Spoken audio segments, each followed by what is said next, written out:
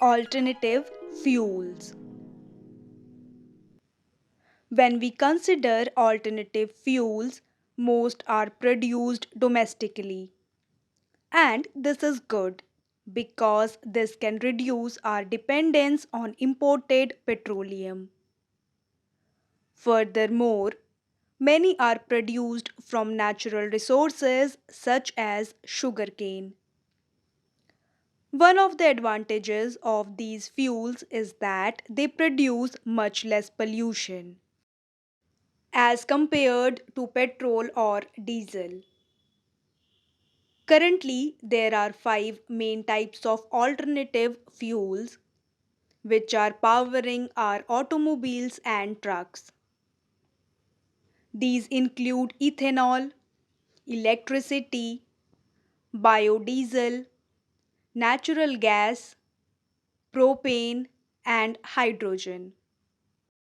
Ethanol is perhaps one alternative fuel that is abundantly used.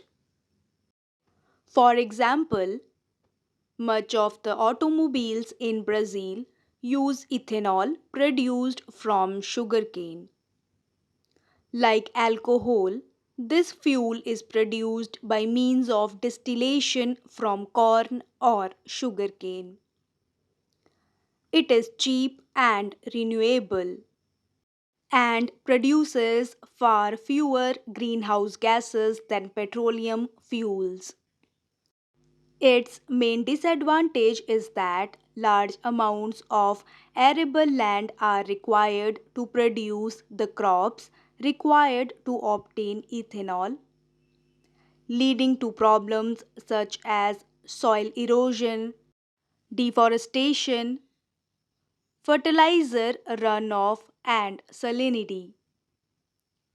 Many vehicles run on both electricity and petrol.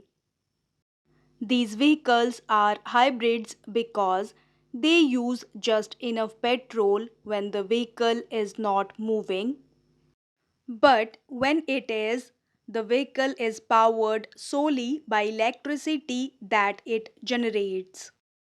In such a way, these vehicles consume less fuel and cause lesser fuel emission. However, there are other vehicles which run completely on electricity and are powered by batteries which must be regularly charged.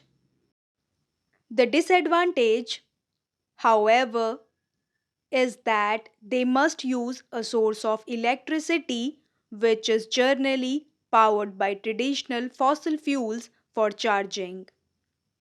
Biodiesel is a newer fuel that is growing in use.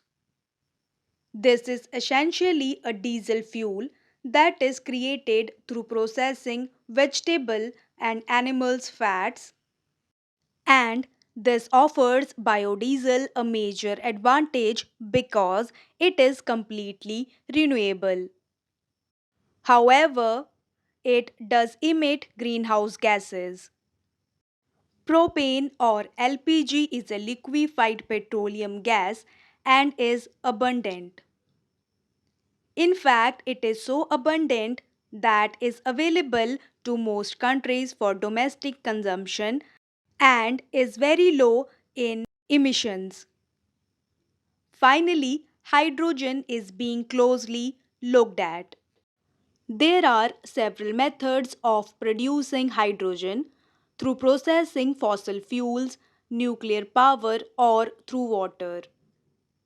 Vehicles powered by fuel cells using pure hydrogen are completely clean. The only disadvantage of hydrogen as a fuel is that it is highly inflammable. Green building. Green building refers to both a structure and the application of processes that are environmentally responsible and resource efficient throughout a building's life cycle. It involves the planning and construction to its operation, maintenance, renovation, and its demolition. All of these are considerations for green building. Selecting the site is the most important foundation of any construction project, and it is rooted in the concept and design stages. In green building, the objective is to minimize the total environmental impact associated with all stages of the building project. Thus, choosing the building site is important because it directly plays a role in how the building may use and dispose resources during construction and when occupied. Besides the site, one key aspect for green buildings includes measures to reduce energy consumption. Both the embodied energy required to build it and the energy to operate it once it is fully built and occupied. Essentially, to build a green building is to make it high performance so that it will use less energy. This includes using innovations in electrical technology, including installation of wind and solar power systems to offset electricity consumption. Reducing water consumption is another key objective in sustainable building. Thus, these buildings should be built so that they may conserve as much water as possible. Green building incorporates facilities that harvest, purify, use, and reuse on site.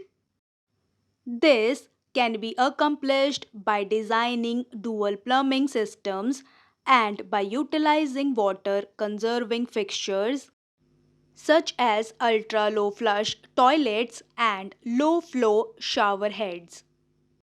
No matter how sustainable a building may have been in its design and construction, it can only remain so if it is maintained properly.